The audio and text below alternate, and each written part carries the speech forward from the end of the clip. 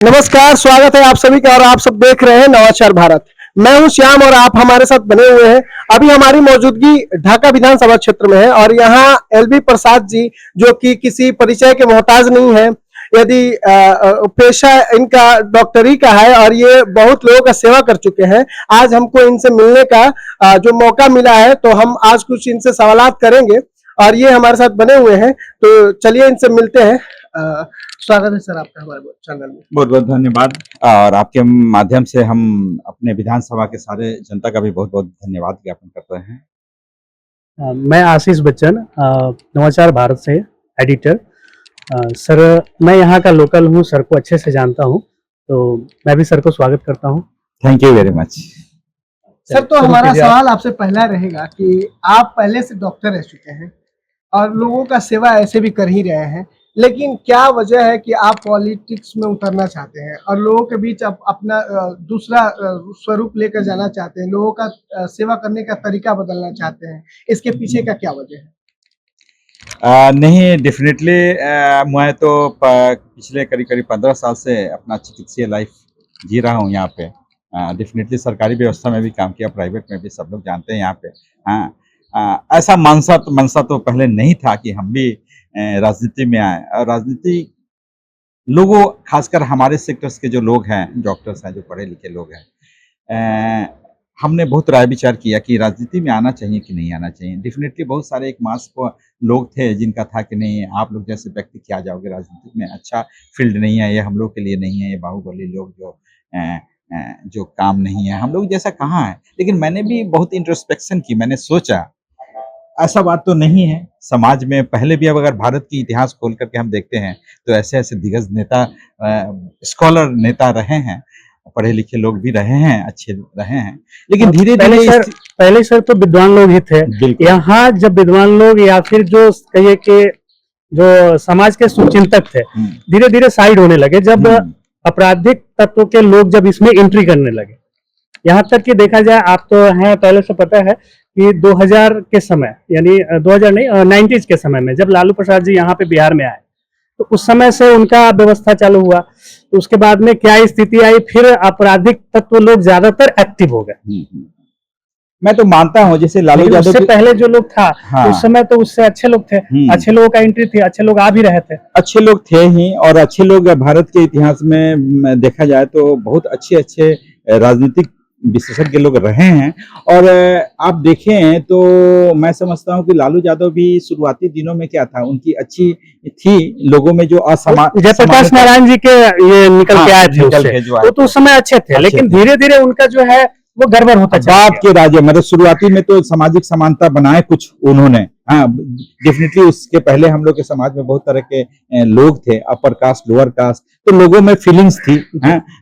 लालू यादव के शुरुआती टेन्योर में काम अच्छा हुआ, लेकिन धीरे धीरे बाद में वो फिर जंगल राज में कायम हो गया। उसी तरह से मैं तो कहता हूँ नीतीश जी भी, नीतीश जी जब मुख्यमंत्री बिहार का बने थे, मैं उसी समय दिल्ली छोड़ करके यहाँ आ रहा था। हाँ, मैं अपनी प्रैक्टिस के लिए अपने घर वापसी आ रही थी। मैंने तो पहले सोचा था कि नहीं, जिस तरह के यहाँ के कलीग लोग से बात होती थी कि नहीं बिहार का तो स्थिति बहुत खराब है, उधर ही रह जाओ, उधर ही बस जाओ, उधर ही अपना सेटल कर दो, घर में पिताजी। वैसे देखा जाता था उस समय इतनी स्थिति खराब थी कि लोग शाम को निकलना मुश्किल समझते थे। बिल्कुल। तो उस समय तो सबको ऐसा ही चाहता था कि भाई जो बाहर निकल गया है, अच्छा कमा रहा है, तो बाहर ही रहे। यहाँ उसका ही नहीं हुआ, लेकिन नीतीश जी आए तो उसके बाद में वो अपना सुव्यवस्था कायम किया। ठीक है, इस व्यवस्था के बीच लोग को आप किस नजरिए से देखते हैं? जैसे कि उनका करीब करीब 20 साल हो गया है, तो इस 20 साल में आप क्या देखते हैं कि बीच में जनसुराज को आना जरूरत पड़ गया और आप इसमें जो है ढाका में मैं पॉलिटिक्स में आए हैं, क्योंकि आपका पेशा रहा है डॉक्टरी का, आप यहाँ बहुत अच्छे से काम किए हैं, बहुत लोग आपको जानते हैं, तो आप कैसे महसूस किया कि आपको पॉलिटिकल में आना चाहिए? देखिए, 15 साल का जो जीवन रहा यहाँ पे, मैंने तो देखा कि बच्चों का इलाज किया मैंने, और इस सिस्टम मैं करता क्या हूँ, इसी समाज से तो दिन रात मैं इसी समाज के बीच बैठ करके चैम्बर में भी पेशेंट देखता हूँ, महिलाओं से भी बात करता हूँ, परिवार से मिलता हूँ, सारी समस्याओं को मैं देखता हूँ। मुझे कहीं ना कहीं जरूर आभास होता है कि सिस्टम अपना तंत्र तो बहुत, इस माने बच्चों के साथ साथ ये तंत्र भी बीमार है। जी, जी। सिस्टम भी बीमार है, इसमें भी कुछ ना कुछ सुधार की जरूरत है। एकदम जरूरत है। और देखिए मूलभूत सुविधाएं जो है, जो बेसिकली है, रोडवेज है, कम्युनिकेशन है, इंफ्रास्ट्रक्चर है, ये हम लोग तो टैक्स पेयर है ना, we are the tax payer, हमारी पैसा सर अगर देखा जाए तो नीतीश सरकार में रोडवेज अच्छी हुई है। अच्छी हुई है, जी। इंफ्रास्ट्रक्चर अच्छा हुआ है, मैं ये मान रहा हूँ, इसलिए मैं बता रहा हूँ ये तो होना ही है, कोई भी सरकार आएगी समय के साथ ये बदलाव तो होना ही है। टैक्स के पैसे हम लोग तो टैक्स पेयर है, लेकिन जो बेसिक चीजें होनी जी चाहिए, जी जी, शिक्षा आपका के कहना क्षेत्र सही में, है, बेसिक चीजें जरूरी है। हाँ, जो शिक्षा का हमारे शिक्षा का जो महत्व होना चाहिए, एजुकेशन सिस्टम, तो मैं सोच रहा हूँ कि हम लोग के समय में जो टेन्योर में जो स्कूल की जो पढ़ाई होती थी, कितनी अच्छी टीचर्स और स्टूडेंट रिलेशनशिप जी। हुआ करते, एक एक टीचर्स का एक अलग अलग सिग्नेचर मार्क्स था, मुझे अपना याद है, हम लोग क्लास करते थे। पॉलिटिकली हटके मैं थोड़ा सा पूछ ले रहा हूँ, जैसे शिक्षा पे बात आ रही है तो यहाँ सबसे ज्यादा बेरोजगारी के लिए माना जाता है और पलायन के लिए माना जाता है। ज्यादातर लोग यहाँ से पलायन करके चले जाते हैं। ये तो शुरुआत आपको लालू यादव के समय में हुआ, आरजेडी के समय में, लेकिन उसके बाद जो है लोग को आ जाना चाहिए था। जो 20 साल में लोग कहता है कि सुव्यवस्था, नीतीश सरकार अपने को कहते हैं कि सुव्यवस्था हम ला दिए हैं, सुशासन ला दिए हैं, तो उसमें लौट के आ जाना चाहिए था। तो लोग पलायन को मैंने कम करना चाहे वापिस आना, ऐसा तो नहीं हो रहा है। नहीं, तो आप इसके लिए क्या कहेंगे? नहीं, पलायन वापस नहीं होना, वो डिपेंड करता है कि हमारे यहाँ का, बिहार का इन्वायरमेंट ही नहीं है वैसा। हाँ, अब देखिए, अब हम पहले तो होता था ना, लोग अभी भी बोलते हैं कि बिहार से बहुत सारे आईएएस हैं, आईआईटीएंस हैं, हाँ, सिलिकॉन वैली कैलिफोर्निया में जाकर तो बिहारी लोग वहां पे सॉफ्टवेयर में हैं, लेकिन पहले थे, आप 20 साल पहले यहाँ से करते थे, लेकिन अब भी कर रहे हैं, लेकिन यहाँ के इन्वायरमेंट पे नहीं कर रहे हैं ना। सब तो पढ़ते हैं स्कूल, यहाँ से निकल जाते हैं, बच्चे जाके कोटा में मेडिकल इंजीनियरिंग का तैयारी कर रहे हैं, आईएएस की जो प्रिपरेशन हो रही है मुखर्जी नगर दिल्ली में जाकर के कर रहे हैं। तो आपके ये चीज यहाँ होना चाहिए था, बिहार में होना चाहिए था, तब हम मान सकते हैं कि यहाँ का इन्वायरमेंट ऐसा है, यहाँ के स्टूडेंट पास हो रहे हैं और बाहर में जाकर के वो काम कर रहे हैं। लेकिन हमारे यहाँ ना एजुकेशन का इन्वायरमेंट है, हमारे बच्चे बाहर में जाके शिक्षा ले रहे हैं, वहां से अच्छे अच्छे कंपटीशन में पास करके अच्छा अच्छा काम कर रहे हैं, सॉफ्टवेयर में हो, आईएएस में हो, डॉक्टर हो, इंजीनियर हो, जो भी कर रहे हैं, और उसके बाद यहाँ नौकरी रोजगार नहीं है, फिर वो बाहर जाते हैं, दूसरे स्टेट में जा रहे हैं, वहां काम करते हैं, वहां महीना कमाते हैं, उसके बाद अब देखिए कोई फैक्ट्री बना रहा है, अगर कोई प्रोडक्ट्स ला रहे हैं तो वो प्रोडक्ट्स वहां बना रहे हैं इंजीनियर लोग लग के, और वो प्रोडक्ट्स बन करके बिहार में आता है, यहाँ कंज्यूम होता है, और वो सारे आप कह रहे हैं कि यहाँ के लोगों को कंज्यूमर्स बना करके रखा गया। बिल्कुल सर, मैंने फिर अल्टीमेटली दूसरे स्टेट में चला जाता है। प्रशांत किशोर जी का मैंने एक वीडियो देखा था जिसमें वो बता रहे हैं कि इस धरती को फिर से, मैंने बिहार की धरती को किस तरह से, किस चीज में आगे किया जा सकता है। क्या है कि यहाँ जो है कल कारखाने तो नहीं लग सकते, क्योंकि यहाँ कृषि के क्षेत्र है, कृषि की चीजें होती है ज्यादातर। तो कृषि में अगर देखा जाए तो जो गन्ना मिल था, चीनी मिल था, वो सब तो बंद पड़ी है, तो उसको चालू करना वो तो यहाँ के लोकल वे पे तो शुरू नहीं हो सकता है, चाहे नहीं कर सकते। तो उन्होंने कहा कि इस धरती को फिर से हम, यानी कि शिक्षा का जो पहले से यहाँ रहा हुआ है राज, तो शिक्षा के क्षेत्र में ही बढ़ाना चाहते हैं। बिल्कुल बिल्कुल, देखिए शिक्षा तो जरूरी है, शिक्षा बेसिक चीज है, हम लोग तो जन सुराज शिक्षा को आगे करके आ रही, हमारा तो सिंबल भी है स्कूल का बस्ता, हाँ, इस गरीबी की कीचड़ से निकालने का एकमात्र रास्ता स्कूल का बस्ता। तो हमारा जो शिक्षा के प्रति बहुत ज्यादा जोर रहेगा हम लोग का, जन सुराज जैसा हमारे प्रणेता प्रशांत किशोर बोलते हैं, डेफिनेटली हम बड़ी बड़ी बातें नहीं करेंगे, हम बड़ा इंडस्ट्री की बातें क्यों करेंगे, बेसिक छोटे छोटे लघु उद्योग भी तो नहीं है हमारे यहाँ। लोग का जो जीविका चलने के लिए कितनी महज 10 से 15 हजार रुपए कमाने के लिए तो पूरा गांव के मर्द लोग सारे पलायन करके दूसरे राज्य में काम कर रहे हैं। क्या ऐसा इन्वायरमेंट नहीं होना चाहिए अपने स्टेट में, छोटी छोटी चीजें करे? तो स्ट्रेटजी गवर्नमेंट को बनानी चाहिए, जैसे कि लोन की सुविधाएं जो होती है, आज हम लोग कहते हैं कि जन सुराज आएगा 5 काम हो जाएगा, 4% की सालाना एक हल्की ब्याज से छोटे छोटे रोजगार की सुविधा डेवलप की जा सकती है, एजुकेशन को बेहतर बनाया जा सकता है, और बुजुर्गों को भी हम लोग कह रहे हैं कि जिसने अपनी जवानी में अपने परिवार को इतना बढ़िया स्टैंड दिया और सबको परिवार को चलाया, अब बुढ़ारी अवस्था में कम से कम एक सम्मानजनक राशि तो मिलनी चाहिए, ताकि उनका भी लगे कि हाँ एक सम्मानजनक राशि है। तो वो भी प्रशांत जी हमारे बोलते हैं कि नहीं, वृद्धा पेंशन 2000 होना चाहिए। तो ये सब इसको नीतीश जी 1500 लेके गए, हाँ। नीतीश जी 1100 किए हैं और आपके तेजस्वी जी 1500 बोले। जब तक हम लोग इश्यूज नहीं निकाले थे हम लोगों ने कहा तभी तो बढ़ा। जी सही बात है। नहीं जलसूराज प्रशांत जी इसको अगर नहीं कहते तो हो सकता था कि नहीं होता। नहीं होता, वो बिल्कुल। 400 पे बहुत दिनों से 400 पे है और 400 में आज क्या होता है? कुछ नहीं होता है। जैसा कि आपने बताया सर कि एजुकेशन के क्षेत्र में आप बदलाव लाएंगे, तो आपका आगाज जनसुराज पार्टी के साथ हो चुकी है और पार्टी जैसे ही टिकट आपको इशू करती है और आप चुनावी मैदान में उतर रहे हैं, तो यदि आप सत्ता में आती है, आपकी पार्टी सत्ता में आते हैं, आप सत्ता में आते हैं, तो एजुकेशन के क्षेत्र में किस तरह का बदलाव लाना चाहेंगे? देखिए, रोड मैप तो पूरा प्रशांत जी हमारे प्रतिनिधि तैयार कर चुके हैं।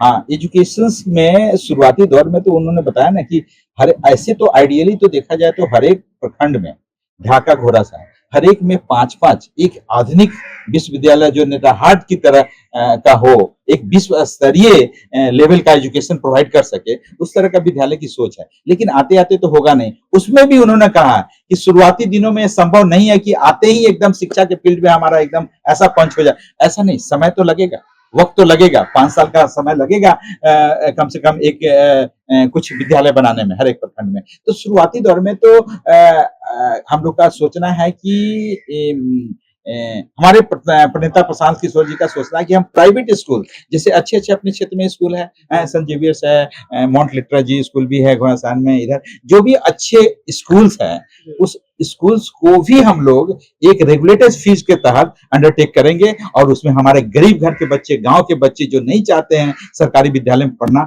उसको शिक्षा मुहैया कराएंगे। तो ऐसे में सर ये जो गवर्नमेंट का जो स्कूल है, सरकारी स्कूल गवर्नमेंट का स्कूल है, जैसा कि आपने बताया कि आप प्राइवेट स्कूल को अपने अंडर में लेंगे, उसका फी जो है नॉर्मल करवाएंगे, तो फिर अपना ये सरकारी विद्यालय का क्या? नहीं, सरकारी विद्यालय तो चलेंगे, अल्टीमेटली उस चीज को भी बढ़ाई जाएगी, उस चीज सरकारी स्कूल की व्यवस्था, लेकिन सरकारी तंत्र को ठीक करने में हमें वक्त लगेगा।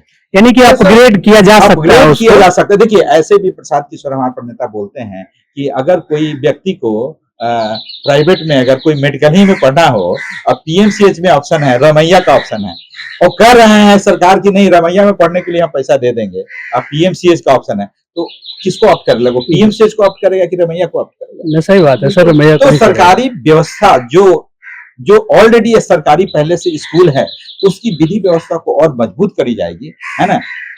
सरकारी व्यवस्था भी अच्छी होगी, तब तक हम लोग प्राइवेट व्यवस्था को लेंगे, हैं? जब तक हमारी स्थिति अच्छी नहीं हो जाती है, तब तक हम प्राइवेट का भी मदद लेकर के आगे बढ़ेंगे ना।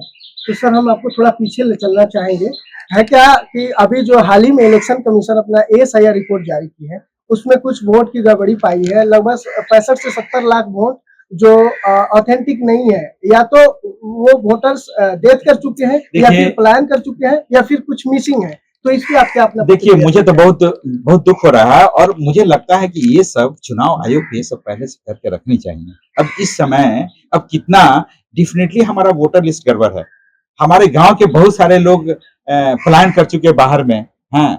अभी भी चल रहा है यहाँ पे, बहुत लोग स्वर्गवास हो गया है, उनका भी नाम है, हैं? तो डेफिनेटली वोटर्स का करेक्शन होना वोटर लिस्ट में तो बहुत जरूरी है, हाँ, एकदम मांग रहा है, लेकिन इस समय और एक अच्छे सुचारू ढंग से होना चाहिए कि जो कि संभव नहीं हो पा रहा है। नीतीश जी का ये क्या बोलते हैं, नीतीश जी और चुनाव आयोग का कहना है कि इस पर जो हम कर रहे हैं ये हर समय होता है, लेकिन जो तेजस्वी जी है वो हमला कर रहे हैं और प्रशांत जी भी बोले हैं कि भाई आपको इतनी जल्दी क्या थी, जब 2024 में आपने नहीं किया है तो 2025 में बिहार चुनाव से पहले करने का क्या मतलब है?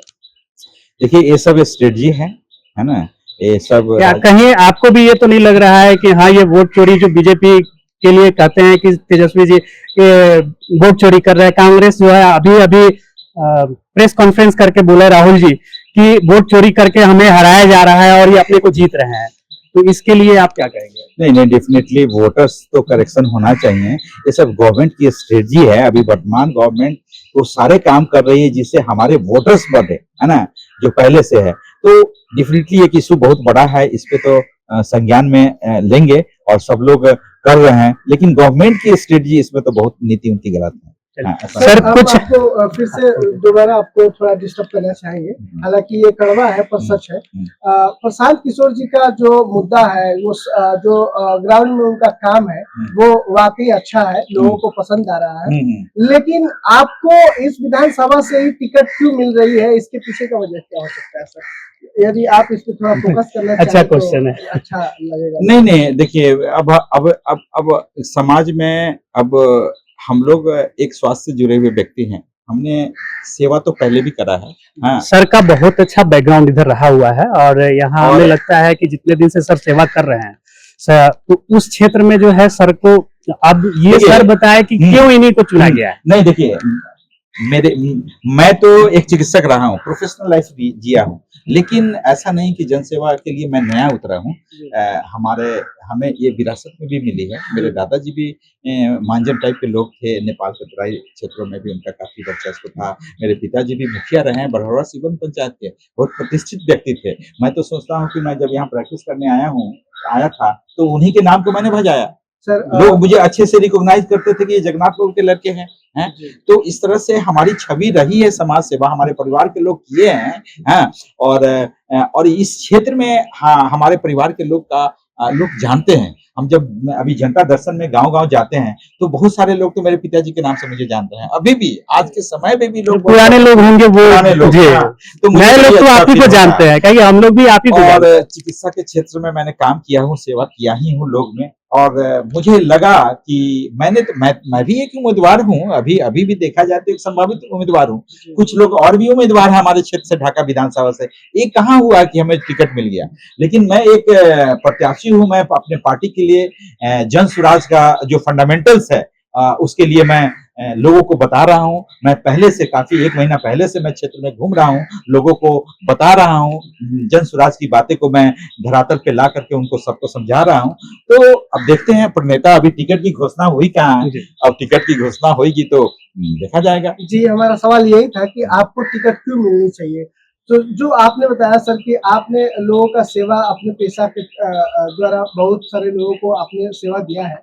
तो वो जो सेवा थी ऑफिस और केबिन में बैठ के हुआ था। लेकिन अभी हम लोग आउटसाइड हैं और अपने प्रांगण में ही हैं, लेकिन इधर पसीना बहाने की ज़रूरत है और आपका सेवा जो है केबिन से हुआ है। तो अभी अभी ग्राउंड लेवल पे काम करना है। हाँ। तो सर आप इसके लिए कितना तैयार हैं? नहीं, पूरा तैयार है हम तो अब केबिन में रह करके एसी में बैठने से मैं तो गांव में देख रहा हूँ ना, जन के पास जब जा रहा हूँ, समस्याएं देख रहा हूँ, और कीचड़ से जब मैं गुजर रहा हूँ कि अभी भी व्यवस्था वही है। हम लोग बचपन में देखा करते, पानी में छप छप करते हुए जाते थे गांव के सड़कों पे, तो कहाँ हालात बदली है? नहीं बदली है कुछ भी।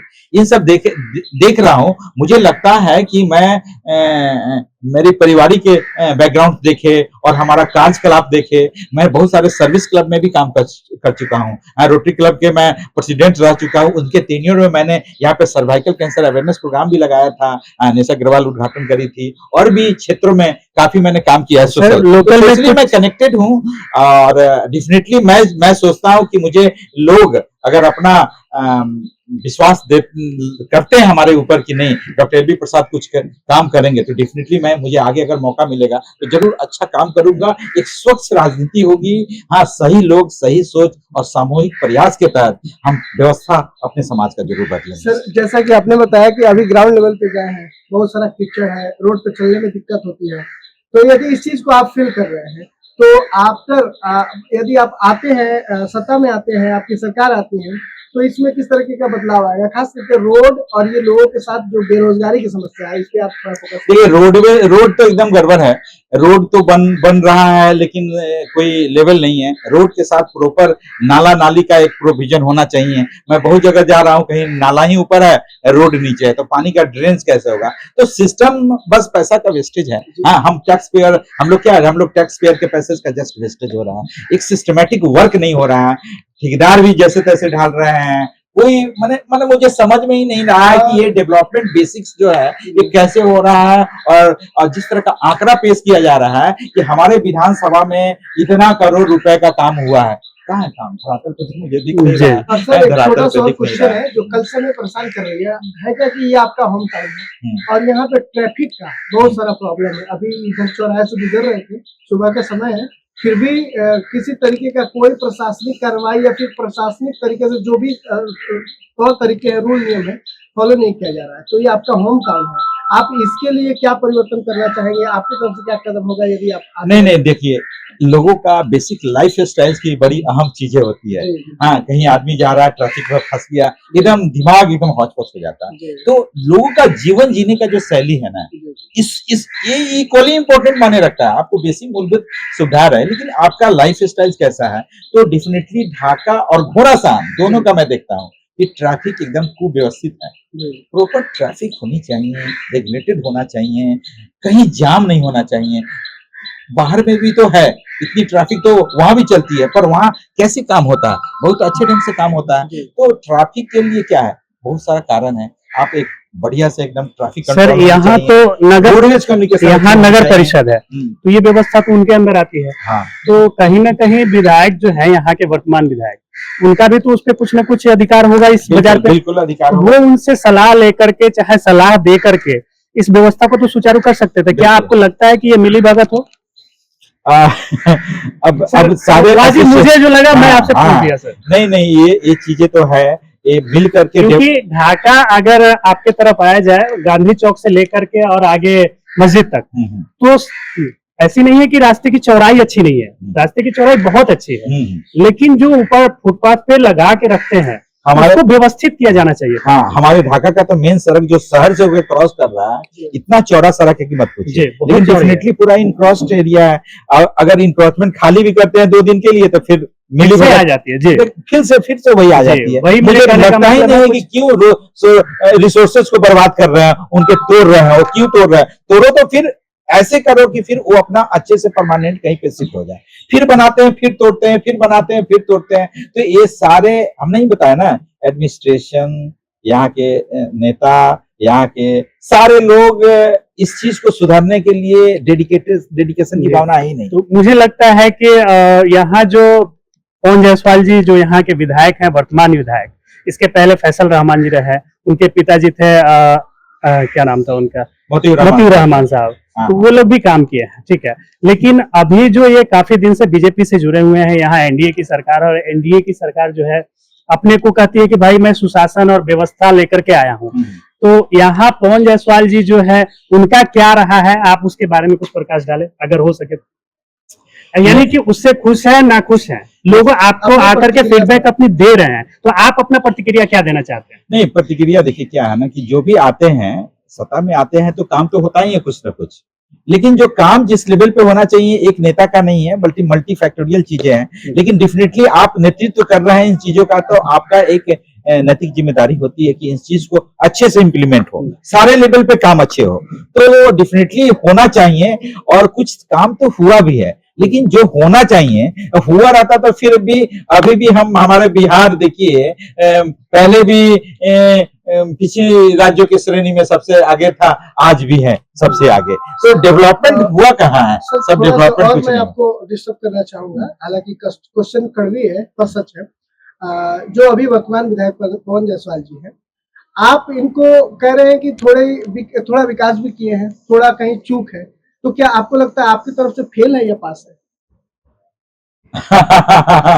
देखिए, सारी व्यवस्था फेल है। पिछले के जितने भी पीछे, हम इनकी बातें नहीं करेंगे, पहले की भी बातें करेंगे। हमारा पिछले 20 साल में जो भी चीजें हुआ है ना, कहीं डेवलपमेंट मुझे नजर नहीं आ रहा है। ये लोग बताएंगे, जनता बताएंगे, जनता बता ही रही है। हम तो अब नए लोगों के साथ मिल करके जन सेवा की भावना से उतरे हैं। हम गांव-गांव हम तो डेफिनेटली पहले चैम्बर में बैठ के प्रैक्टिस करते थे, अब तो गांव-गांव में जाकर के सब लोगों से व्यवस्था बात को देख रहे हैं। मुझे समझ में आ रहा है कि सही में व्यवस्था बदली नहीं है। थोड़ा बहुत रोड, नाला, नाली, पुलिया और गांव के नाला में कुछ परिवर्तन हो जाने से ही विकास नहीं हो जाता है। इंफ्रास्ट्रक्चर तो धीरे धीरे समय के साथ बनती रहती है। लेकिन बेसिक्स इशू की हम बात करते हैं, बेसिक इश्यूज जो शिक्षा, पलायन, रोजगार, ये सब चीज कहाँ है हमारे यहाँ? हाँ, ये सब चीजों पे जोर होना चाहिए। लोग सबसे बात मूल मंत्र है शिक्षा। हाँ, एजुकेशन, लोग एजुकेटेड होंगे, लोगों की सोच समझ बढ़ेगी, तो सारे फील्ड में इनडायरेक्टली परिवर्तन होगा ही। तो एजुकेशन पे हमारा जन सुराज का फंडामेंटल्स है कि हमें एजुकेशन को बेहतर करनी है। जी। एजुकेशन, शिक्षा सबसे पहले बढ़ाओ भाई, अच्छे से शिक्षित हो, केवल डिग्री लेने से नहीं होता। आजकल तो सब लोग किसी न किसी तरह से एक भी non attending schools, non attending colleges इतने हो गए हैं कि समझिए कि सब ऐसे ही शिक्षा प्राप्त कर रहे हैं। बिल्कुल। तो सर हम आपको थोड़ा फिर पीछे ले चलना चाहेंगे। सर अभी जो आपने चिकित्सा के क्षेत्र में सेवा दिया है और पहले से देते आ रहे हैं, तो क्या ये जो आप सत्ता में आएंगे, आपकी पार्टी सत्ता में आएगी, आपका सरकार बनेगी, तो क्या ये जो आपका पर्सनली जो चिकित्सीय सेवा है ये बरकरार रहेगा या इसमें कुछ परिवर्तन देखने को नहीं, देखिए बता रहे हैं, मैं सोचता हूँ कि मैं भी इसमें मैं अपने अस्पताल को, इस जगह का मेरा अच्छा अस्पताल है, लोग अच्छे से परिचित है। LB Prasad hospital private limited Dhaka, madam है डॉक्टर प्रीति प्रसाद है जो गायनी ऑप्स की डॉक्टर है, रंजन कुमार गुप्ता है ऑर्थोपेडिक सर्जन है यहाँ पे, हाँ, मोनालिसा गुप्ता है जो MD skin Maulana Azad medical से करी हुई है, वो है। वीकली सर्विसेज हमको जनरल मेडिसिन में मिलती है, डॉक्टर राकेश कुमार है। तो हमारी हॉस्पिटल एक मल्टी अस्पताल बन गई है। और मैं ये बता दूं कि पिछले कई सालों से मैं इस अस्पताल को आयुष्मान इम्पैनल करने के लिए कोशिश कर रहा हूँ। अच्छा सर, ऐसी नहीं, आप बात सुनिए, देखिए मैं गवर्नमेंट की बातें बता रहा हूँ। मैं कितनी बार मैं कोशिश कर रहा हूँ कि इसको इम्पैनल कर दो, है ना। हाँ, तो व्यवस्था, क्या अड़चने तो हर एक लेवल पे आ रहा है ना। जैसे में सर अड़चने तो हमारे यहाँ, हमने तो सबसे पहले डॉक्यूमेंटेशन का सारा चीज अपडेटेड डॉक्यूमेंट्स कर दिया। आप सर आयुष्मान भारत की बात कर रहे हैं। आयुष्मान भारत की बात जो देखिए, मोदी जी का जो बहुत बड़ा कार्यक्रम श्रेय लिया जाता है, और इस जगह ढाका विधानसभा क्षेत्र में आप देख लीजिए कि कोई भी आयुष्मान इम्पैनल हॉस्पिटल नहीं है। लोगों को मूलभूत, हम तो चाहते हैं कि यहाँ से आयुष्मान इम्पैनल हो जाए, यहाँ की ऑर्थोपेडिक सर्विसेज को मिले, पीडियाट्रिक्स को मिले, गायनी को मिले। अभी तो हाल में इंक्वायरी, सब लोग इसका लाभ ले सके, लेकिन ये काम करने में भी इतना लेट हो रहा है। मुझे 1 साल से लगा हूँ, कभी डेट आती है। अब तो लास्ट टाइम हमारा वेरिफिकेशन भी कुछ हुआ है, उसके बाद क्या प्रोसेस चल रहा है गवर्नमेंट सिस्टम पे, मुझे समझ में नहीं आता है कि किस तरह से चल रहा है। तो कुल मिला के सर ये देखा जाए कि जिस चीज पे वाहवाही लुटना है, हाँ, वो चीज धरातल पे नहीं है। जो लोकल में लोगों को मिलना चाहिए, जिससे लोग लाभ उठा सके। हमने ये कह सकते हैं कि कार्ड आपने दे दिया, लोग कार्ड उसको दिखा करके बस शो करता रहे कि मोदी जी हमारे लिए ये कर दिए, यहाँ का एनडीए सरकार मेरे लिए ये कर दिया। देखिए, नियोनेटल आईसीयू हमारे यहाँ लेवल 3 का है, नियोनेटल आईसीयू। जब वेंटिलेटर केयर तक हम यहाँ काम करते हैं, सबसे ज्यादा कभी खर्चाएं होती है तो हमारा आईसीयू लेवल में सब जगह होता है। लेकिन मैं सोचता हूँ कि यहाँ के लोगों को ये आयुष्मान का फैसिलिटी हमारा मिल जाएगा, कम से कम जो हमारे आईपी पेशेंट है तो फ्री में कार्ड के बेसिस पर मुफ्त तो इलाज कराएंगे ना, कितना लोगों को फायदा होगा। हाँ, तो वो चीज भी हम 1 साल से नहीं कर पा रहे हैं। अब कैसे नहीं हो पा रहा है आप समझिए। छोटा सा क्वेश्चन और पूछेंगे, आप चैरिटी के लिए अपने यहाँ से क्या करते हैं? बस चैरिटी लोकल लोगों के लिए नहीं, जिससे आपका इम्पैक्ट इस पे और ज्यादा बढ़े। देखिए, चैरिटी के लिए मैंने पहले भी काम किया था, पहले भी बहुत बीच बीच में हम पुअर पेशेंट को चैरिटी करते हैं। अब तो मुझे जब गांव में जब घूमता हूँ, अब लोगों को देखता हूँ ना, तो मैं वहां पे भी लोगों को बताता हूँ और अपना कार्ड देता हूँ, free consultation and free investigation का। मैं he is the real needy person. ये बहुत बड़ी बात है। ये आदमी है जिसको हमारी जरूरत है, और हमारे प्राइवेट से लेकर सरकारी तंत्र में सब चीज में इसको मतलब पैसा नहीं लगना चाहिए, खर्चा नहीं हो जाए। इसकी आय ही नहीं है, डेली वेजेज इतनी नहीं है कि वो अपना हेल्थ के ऊपर इतना खर्चा कर सके अपना। तो डेफिनेटली मैं जब जन के पास घूम रहा हूँ ना, तो जब घूमने के क्रम में बहुत सारा मैं पास इश्यू कर रहा हूँ। अच्छा, सरकार दे रहे हैं कि आकर के आप फ्री में कंसल्ट कर सकते हैं मेरे साथ। चलिए, बहुत बड़ी बात है सर। आ रहे हैं लोग, आ रहे हैं बड़ी मास में। अब मेरी फैकल्टी नहीं, मैं तो सोच रहा हूँ कि हमें चंपारण में, मोतिहारी में भी डॉक्टर्स का समूह है जो सारे हमारे कलीग्स हैं। मुझे निडी लगेगा तो मैं आशुतोष शरण सर को भी लिख करके दूंगा कि सर ये हमारे जनता है। सर का कहना है कि आप रेफर करेंगे यहाँ से, और वो भी कम पैसे में इलाज करके दे। आज के लोगों का एक सबसे इम्पोर्टेंट एक हेल्थ फैसिलिटीज बहुत बढ़िया है, शिक्षा और हेल्थ। अगर मैं तो ये भी लोगों को कह रहा हूँ, आप मुझे विधायक बनाओ या नहीं बनाओ, इट डजंट मैटर, लेकिन आपसे जुड़ गए हैं तो एक फैकल्टी तो हमारे पास है। एकदम सर, कभी भी मैं आपको स्वास्थ्य के फील्ड में कहीं भी, प्राइवेट तंत्र से लेकर सरकारी तंत्र तक, हमारे बहुत सारे सीनियर कलीग है, जूनियर सब अब आ गए हैं। मैं कहीं ना कहीं आप सबों का, जनता का हेल्प जरूर। सर, एक छोटा सा बहुत चर्चित है, यानी कि शराबबंदी को लेकर के बस एक छोटा सा बाइट इस पे चाहिए आपसे। जैसे प्रधान जी आते हैं तो कहते हैं कि मैं एक दिन में चालू कर दूंगा, इस पर आपका क्या कहना है तो अच्छी चीज नहीं, बट इस पे रेवेन्यू का जो इफेक्ट पड़ता है, बिल्कुल इस पर आप क्या देखिए कहना चाहते देखिए शराबबंदी गवर्नमेंट ने इम्प्लीमेंट तो कर दी है, रेवेन्यू का तो लॉस है, लेकिन अगर शराबबंदी सही से इम्प्लीमेंट हो तब ना। हैं? जी बंदी तो है नहीं, सब सर- चीज चल रही है। सर, हम जुड़े हुए हैं अपने यहाँ के प्रशासनिक जो पत्रकारों का जो ये है हाँ, ग्रुप, हाँ। उस पे डेली का डेली मैं देखता हूँ कि यहाँ शराब पकड़ा गया, वहां शराब पकड़ा गया, वहां अगर बंदी है, अगर प्रशासन अच्छे से काम कर रही है तो फिर ये पकड़ा क्यों जा रहा है? पकड़ नहीं नहीं, एकदम बिल्कुल नहीं। अगर अच्छे से काम करेंगी तो इतना ज्यादा पकड़ाएगा भी नहीं। ये सब ऐसे ही तो ये आप कह सकते हैं कि हवाबाजी है। हवाबाजी है, एक बड़ा रेवेन्यू का लॉस है। अगर इस रेवेन्यू को हम शिक्षा के फील्ड में डाइवर्ट करें तो और होगा। शराबबंदी एक उपाय नहीं है। देखिए उससे क्या है ना कि दूषित शराब लोग पीना शुरू कर दिए, डॉक्टर चोरी चोरी, हाँ बिल्कुल बिल्कुल, लीवर की बीमारियां, हाँ मिथाइल अल्कोहल जैसे पॉइजन्स भी इथाइल अल्कोहल के साथ मिला होता है, उसके कारण लाइफ लॉस हो सकता है। तो ये अच्छी बातें नहीं है। दूसरी चीज है कि अगर शराब बंदी है तो अच्छे से इंप्लीमेंट करें। अब मुझे लगता है कि प्रशांत जी का कहना है कि शराब बंदी हटाएंगे तो एक रेवेन्यू जनरेट होगा, लेकिन शराब बंदी हटाने का मतलब है थोड़ा ही ऐसे ही शराब बिकेगी। एक रेगुलेटेड वे में शराब के प्रॉपर लाइसेंस और उस पर एक प्रॉपर स्ट्रॉन्ग रेगुलेशन होना चाहिए। हाँ, और रहेगा भी, बंदी नहीं रहेगी। रेवेन्यू का मेजर लॉस है, उस रेवेन्यू को हम शिक्षा के फील्ड में, अदर जो मूलभूत सुविधाएं हैं उससे बिहार वासियों को मिलेगा, लेकिन हमारा सब अल्कोहल का है एक रेगुलेटेड वे में खोला जाएगा। बात चलिए सर, मैं अपना वक्तव्य यही खत्म करता हूँ। आप इनके साथ अगर इनका लास्ट क्वेश्चन हो तो आप कर लीजिए। तो सर, एज ए डॉक्टर आप अपने हॉस्पिटल में शराब से रिलेटेड, जो शराब से इफेक्टेड जो मरीज है, ऐसा आपको देखने को मिलता है क्या? बिल्कुल बिल्कुल मिलता है। मैं तो अक्सर देखता हूँ हमारे यहाँ जब लोग बच्चे भी भर्ती रहते हैं एनआईसीयू में, उसको अटेंडेंट भी किया जाता है। हाँ, शराब पी के आते हैं, मुंह महकता है, पता चल जाता है कि इज ड्रंकन, है ना। तो ऐसा बंदी मुझे दिखता नहीं है। मैं बहुत सारा फील्ड में भी जाता हूँ, अब तो जन जन के पास जाता हूँ, तो मुझे लगता है कि नहीं, ये तो बंद कहाँ है, सब लोग तो पिए हुए हैं। तो ये सब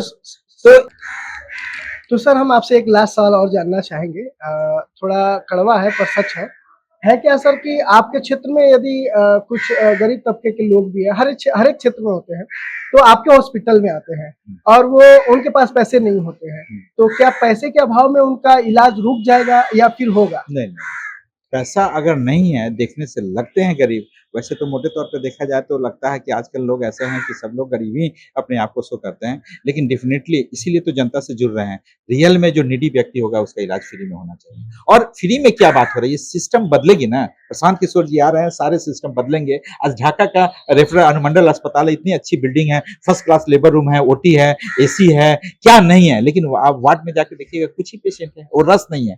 क्यों? मल्टीफैक्टोरियल कारण है, वो काम करने का कल्चर नहीं है लोगों में। हाँ, तो कल्चर हम डेवलप करेंगे ना। हमारे नेता सारे रोड मैप तैयार कर चुके हैं। हाँ, सरकारी व्यवस्था में अच्छी इलाज होगी, हाँ, और प्राइवेट में भी लोगों का सेवा तो होगा।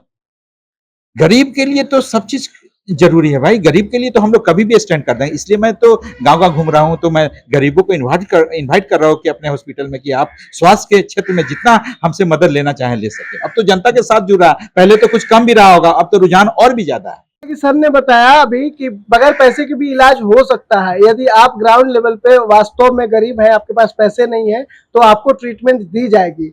है क्या कि कुछ लोग, जैसे कि सर ने बताया कि बगैर पैसे के हैं और जिनके पास पैसे भी है वो भी बहाना करते हैं, लेकिन ग्राउंड लेवल पे जिनकी हकीकत है, वो गरीब है, सच में उनके पास पैसे नहीं है, तो मुफ्त इलाज दी जाएगी। और सर अब तक देते आ रहे हैं और आगे भी देंगे। हालांकि हम थोड़ा और जानना चाहेंगे कि यदि आप सत्ता में आए तो ये जो इलाज का सिलसिला है, क्या ये और फ्री होगा या फिर इसको वाइड लेवल पे करेंगे या फिर इसको बंद कर देंगे, कारण कि आपके पास काम करने को और भी होगा क्षेत्र में। नहीं, जनता से तो मुझे वोट लेनी है ना, जनता का काम करना है, उनका नेतृत्व अगर हम करते हैं तो उनके लिए जो भी सुविधा है सारे हम लोग कराएंगे ना। हम जरूर स्वास्थ्य के फील्ड में अच्छा करेंगे, शिक्षा प्रायोरिटी है, बेसिक फंडामेंटल्स है हमारे जनसुराज का, उस पर हम लोग काम करेंगे। हाँ, तीसरा पलायन के लिए रोड मैप तैयार करके रखे हैं हमारे नेता प्रशांत किशोर जी ने कि कैसे उनको पलायन रोकना है। छठ में जब आ रहे हैं तो उसी समय से स्ट्रेटजी, उसकी विभाग अलग खुलेगी, पलायन को कैसे रोकना है, कैसे छोटे छोटे रोजगार की सुविधा मुहैया कराना, वो सब हम लोग करेंगे ना। तो हमारी भी प्राथमिकता अपने क्षेत्र के लिए जो नेता का जो बेसिक फंडामेंटल उसी लाइन पे चलेगा,